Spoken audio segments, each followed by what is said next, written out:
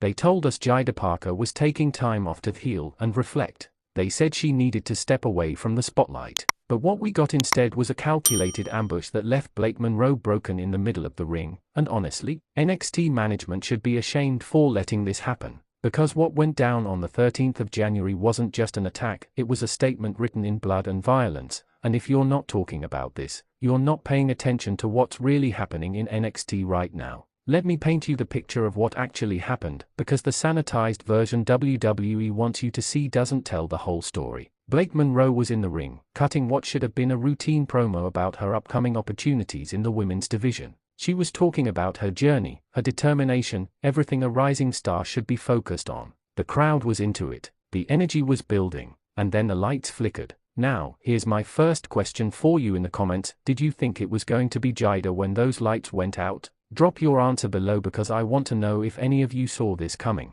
When those lights came back up, Jida Parker was standing on the entrance ramp with a look in her eyes that I've never seen before. This wasn't the Jida we've watched develop over the past year. This was something darker, something that had been festering during her time away. Blake turned around, microphone still in hand, and you could see the exact moment the realization hit her face. She knew what was about to happen, and there was absolutely nothing she could do to stop it. Jida didn't run to the ring. She didn't rush. She walked with purpose, with intent, and that's what made it so much worse. She wanted Blake to feel every second of anticipation, every moment of dread building up. By the time Jida slid under those ropes, Blake had dropped the microphone and put her hands up, not in aggression, but in a gesture that said, "Wait, let's talk about this." But talking time was over. The first shot landed before Blake could even process what was happening. A forearm to the jaw that echoed through the performance center like a gunshot. Blake stumbled backward into the corner, and that's when Jida unleashed absolute hell. Forearm after forearm, each one landing with more intensity than the last.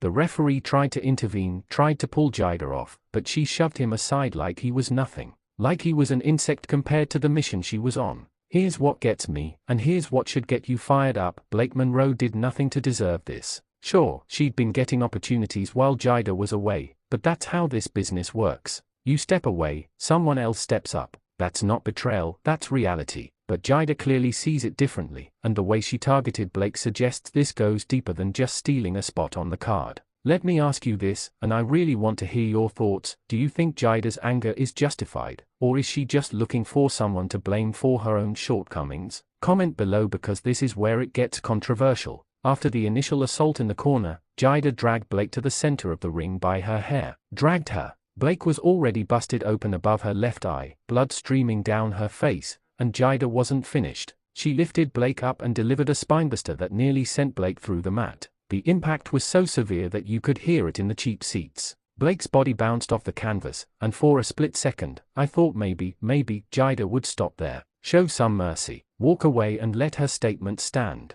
But no. Jida pulled Blake back up, screaming something we couldn't quite hear on the broadcast, something personal, something venomous. And then she delivered a second spinebuster, this one even more brutal than the first. Blake wasn't moving anymore. She was done. But Jida? Jida was just getting started with her message. Security finally hit the ring, about 3 minutes too late if you ask me, and it took 6 people to pull Jida off of Blake. 6. She was fighting them, trying to get back to Blake, screaming about respect and recognition and everything she felt she'd been denied. They finally got her restrained and started walking her up the ramp, and you know what Jida did? She broke free one more time, slid back into the ring, and stomped on Blake's hand. Not her body, her hand. The hand Blake uses to climb, to grab, to pull herself up after every setback. That was psychological warfare right there. That wasn't just about hurting Blake in the moment, that was about hurting her future, her ability to compete, her ability to survive in this business. And if that doesn't tell you everything you need to know about where Jida Parker's head is at right now, then you haven't been paying attention.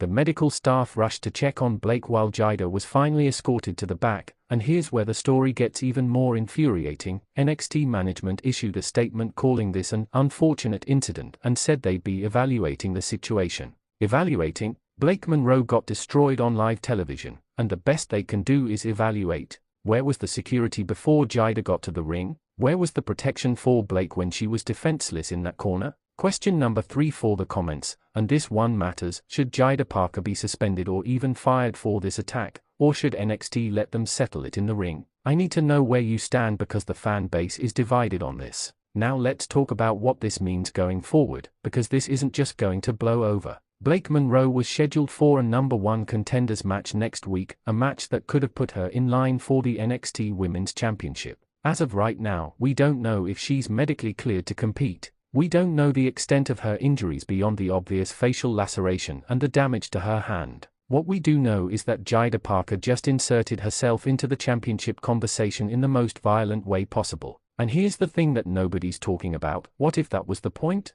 What if Jada knew exactly what she was doing? Take out Blake before her big opportunity, position herself as the most dangerous woman in NXT, and force management to give her a title shot because who else is crazy enough to stand across the ring from her now? It's actually brilliant in a twisted, sociopathic kind of way. The NXT locker room has to be on edge right now. If Jada can do this to Blake Monroe, someone who's been nothing but professional, nothing but respectful, then what's stopping her from targeting anyone else? Gaia? Roxanne Perez? Whoever's holding that championship? Nobody's safe when you've got someone in your division who's willing to throw away the rulebook and operate purely on rage and vengeance. Social media has been exploding since this went down. Blake's supporters are calling for Jada's head. Jada's fans, and yes, she has plenty of them, are saying this is exactly what NXT needed, that the women's division was getting too soft, too predictable, and Jada just brought the edge back.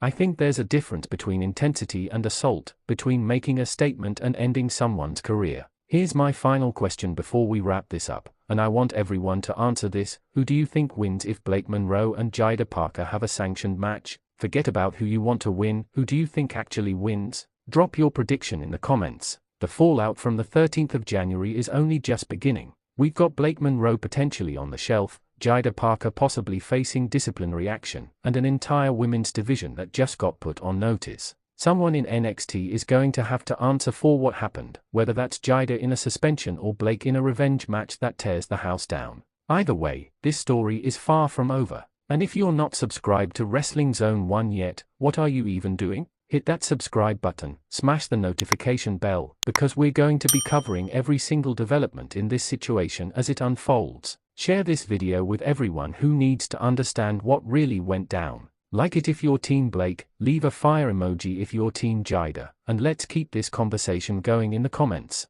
The 13th of January 2026, remember that date. That's the night Jada Parker stopped asking for opportunities and started taking them, and Blake Monroe paid the price. The question now is, who's next?